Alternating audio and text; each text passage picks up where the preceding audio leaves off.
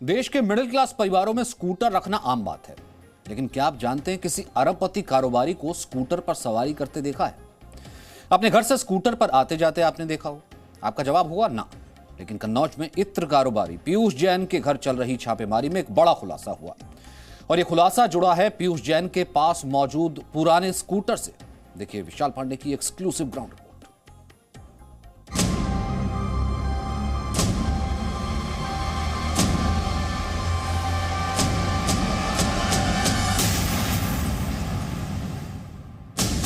पीयूष जैन के काले कारोबार की चाबी डीजीजीआई के अधिकारियों के हाथ लग गई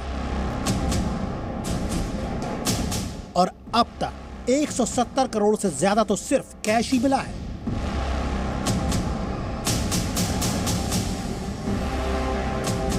काले कुबेर के खजाने के इस मालिक ने किसी को पता भी नहीं चलने दिया कि उसके पास धन की कोई कमी नहीं। अपनी असलियत छुपाने के लिए पीयूष जैन की लाइफस्टाइल बेहद साधारण थी। वो किसी बड़ी गाड़ी में नहीं बल्कि स्कूटर पर चलता था।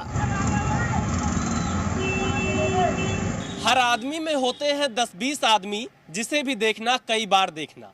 निदा फाजली की ये लाइनें कन्नौज के कारोबारी पीयूष जैन पर बिल्कुल फिट बैठती हैं। दरअसल जब हम कन्नौज पहुंचे तो हमें पता चला कि पीयूष जैन कन्नौज की गलियों में अपने खटारा स्कूटर से घूमता है, और हालांकि ये स्कूटर उसका नहीं है, एक डेमो के तौर पर हम आपको दिखा रहे हैं। कुछ यहाँ के लोगों ने बताया कि वो कन्नौज की गलियों में इतना सादगी से रहता है कि लोगों को यकीन करना एक बार में बड़ा मुश्किल हो गया जब टीवी पर खबर देखी कि 170 करोड़ रुपए कानपुर वाले घर से मिले हैं। और इसीलिए कहा जा रहा है कि पीयूष जैन जैसा बाहर से दिख रहा है, अंदर से वैसा बिल्कुल भी नहीं है। बाहर से वो खटारा स्कूटर पर कन्नौज की गलियों में घूमता है, लेकिन अंदर 170 करोड़ का कैश मिलता है। पीयूष जैन के आस पड़ोस के लोग भी हैरान हैं कि कैसे स्कूटर पर चलने वाले पीयूष जैन के पास सैकड़ों करोड़ की काली कमाई थी। बता दें, कोई स्कूटर इस्तेमाल करते थे? हाँ, स्कूटर है बहुत पहले। हाँ, स्कूटर ही से। अच्छा, स्कूटर से चलते थे। एलएमएल स्कूटर है जिससे चलते थे यहाँ पर? एलएमएल स्कूटर है। हाँ, उसी से चलते हैं यहाँ पर।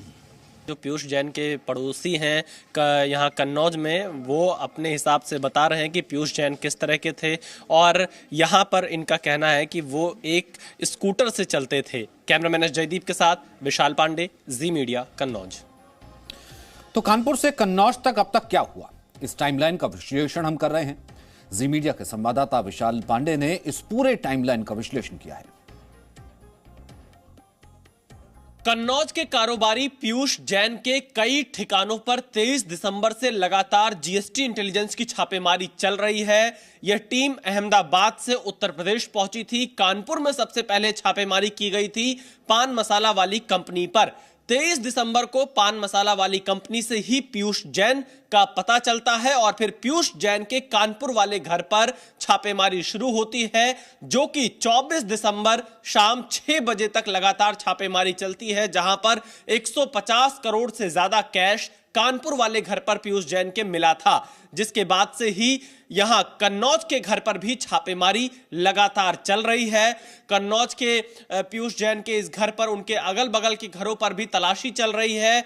जीएसटी इंटेलिजेंस की टीम यहां पर लगातार डेरा डाले हुए है। 15 से ज्यादा लोगों की टीम इस पूरी छापेमारी की प्रक्रिया में शामिल है, और यहां पर देर रात 25 दिसंबर को एक नोट गिनने की मशीन को भी जीएसटी की टीम साथ लेकर आई थी, जिसके बाद से अब यह कयास लगाए जा रहे हैं कि क्या यहां पर भी कोई कैश बरामद हुआ है। हालांकि अभी आधिकारिक पुष्टि इस बात की नहीं की गई है, लेकिन 23 दिसंबर, 24 दिसंबर, 25 दिसंबर और आज 26 दिसंबर, आप ये कह सकते हैं चौथा दिन लगातार जीएसटी की छापेमारी चल रही है। शुरुआत जीएसटी की चोरी से हुई थी, लेकिन अब मामला कहीं और पहुंचता हुआ दिखाई दे रहा है, क्योंकि करोड़ों में कैश मिल रहा है, जो कि कोई मामूली बात नहीं है। सवाल इसी बात को लेकर उठ रहे हैं कि आखिरकार पीयूष जैन के पास इतना ज्यादा कैश कहां से आया?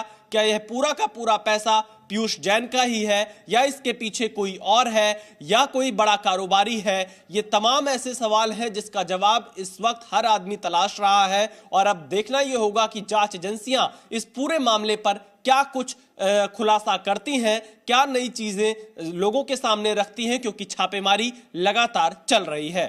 कैमरामैन एस जयदीप के साथ Vishal Pandey, Zee Media, Kannauj. Presenting B News app, available on Google Play and App Store. Download it now.